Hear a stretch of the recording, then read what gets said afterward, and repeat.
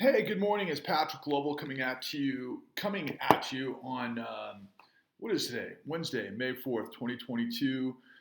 It was 9/11, my favorite number to remember, but now it's 9:12 a.m. my time. And just a quick one this morning. Look, Jerome Powell, who is the chair of the Federal Reserve, is going to make an announcement today based on, what the interest rate calibration is going to be based on, all of the different things that I've been bringing to you for some time now. And, when you take a big picture of your life and the economy and the world that you live in and everything that's happening, you can't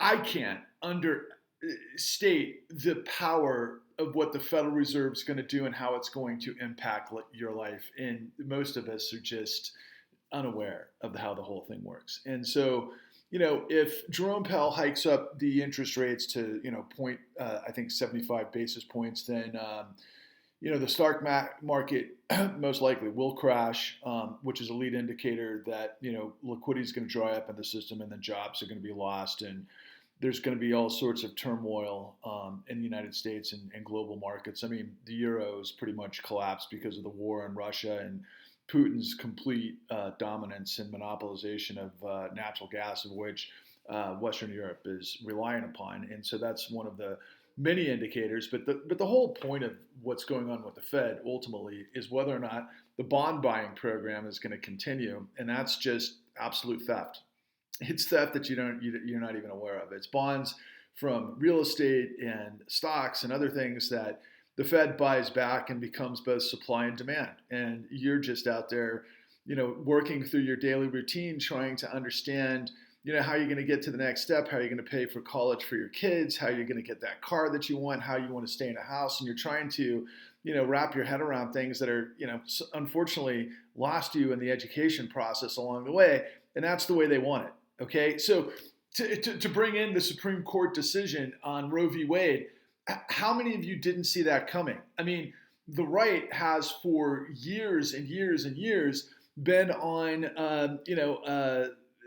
all or nothing path to that decision. And it's been based on highly funded mechanisms that are relentless and strategic at making sure that they maneuver judicial appointments to get to a point where they had control of the Supreme Court that led to Alito's draft, right, that got leaked. So, to me, I know there's a lot of women out there going absolutely nuts about it, for a lot of very important reasons. But to me, it just feels like it's more about slavery than anything. I mean, the United States is a corporate fascist state undergirded by a criminal syndicate because you don't understand how it works. You don't understand how the Federal Reserve since 2009 in the aftermath of the 2008 great financial crisis has plowed trillions of dollars into the people that have destroyed the system, has created a fictional market, a fictional government where the integrity of law is non-existent, and a democracy is a joke. The people that are in control are the billionaires and the trillionaires and the hedge funds and the multinationals, and it's the whole system of financialization and asset managers and hedge funds particularly. All you have to do is look at the Forbes richest 400, and it's just, basically people that have inherited huge wealth and others that are hedge funds in the financial system because of Federal Reserve policy, which is just smoke and mirrors theft that you don't see and you don't understand. And it's been the same story for the last 20 years. You can join 9/11 to 2008 to everything COVID to what's happening now. Nothing has changed. We live in a world dominated by the concerns of fossil fuel first and foremost, and then the financialization process that trades commodities and manipulates everything on top of it because of Fed policy. And it's just it's so freaking crystal clear to me, like I'm Neo in the Matrix. I can see all of these different pieces so clearly because I've gone the distance to go get the evidence.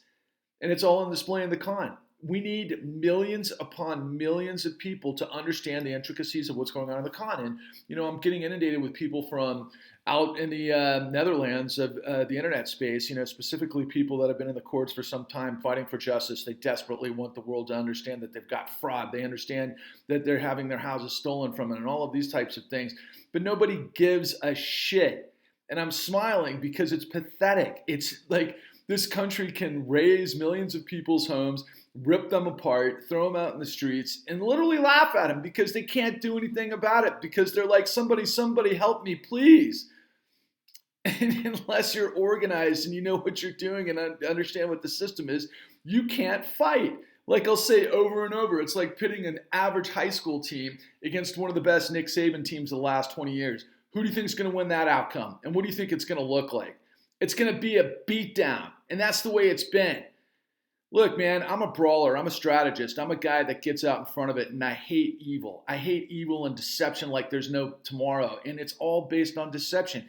And the worst part of it is good people that are professionals, doctors, attorneys, and all sorts of people in the system that are part of the professional class, they've just been basically appeased. They've been, they've seen their stocks, their assets go up in the last 10 years. And they're like, what's the problem? Meanwhile, we're on the verge and we're skating on thin ice of another disastrous meltdown, and it might happen today.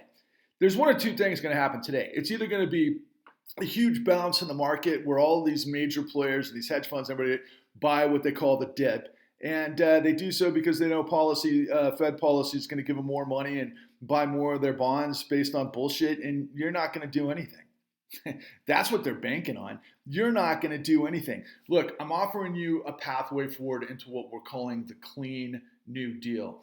We can't get to a point where the country becomes back again because we've lost it completely. We're not trying to save democracy. Democracy's lost. What we're trying to do is get it back through the integrity of law, and it's got to happen through the clean New Deal. Can you imagine if $50 trillion were pumped into the real economy over the last 13 years as opposed to for 0.1% of the people that control and puppeteer it all? Can you imagine? Literally, this tiny of a percentage of a sliver of people control everything, and everybody else is fighting each other down below, and it's like, hey, it's their fault. No, it's their fault. Hey, if you know what, life is precious, but at the same time, we're not going to provide anything while you're alive to help you get to the next step, particularly protection from crime. Which, oh yeah, we're law and order my ass, law and order to protect corruption. I mean, look, it's the new robber barons versus the new Confederacy. My name is Patrick Lovell, and it's about the Clean New Deal. We've got to purge corruption above all else. Everybody needs to understand that our system is set up to provide, oh my God, unimaginable money for the richest amongst us at everybody else's expense. Am I a socialist? Am I a communist? Am I a Marxist? No, I'm a freaking guy who believes in the integrity of the American dream and the integrity of law and a fair playing field, so those of us that are really good and coming up can find solutions to massive problems and build forward the next generation that we all thrive. I mean, that's my thing. Rising tide raises all boats, man. And I love people making shit happen all over the place. People surprise me, whether it's art, music, cafes, business. I mean, creativity is absolutely genius, but corruption and monopolization are suffocating. Fuck those guys. Join me. Let's get busy, man. Let's prop each other up. Let's win this. Let's fight for all the right reasons. My name is Patrick Lovell. Onwards and upwards.